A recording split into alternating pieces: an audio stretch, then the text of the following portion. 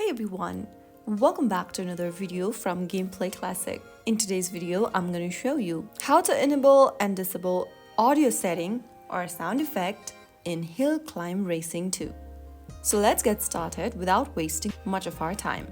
First of all, open up Hill Climb Racing 2 on your mobile device, and once you're on this page, tap on the gear button at the top right corner. You will then be able to see the settings menu where you'll need to press on volume. Now go ahead and turn off both sound effects and music by dragging the green dot towards the left inside corner. Make it look like this and then click on OK.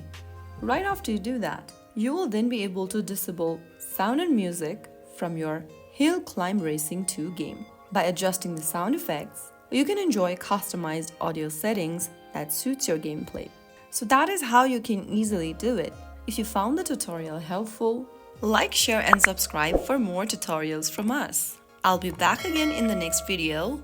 Thank you for watching.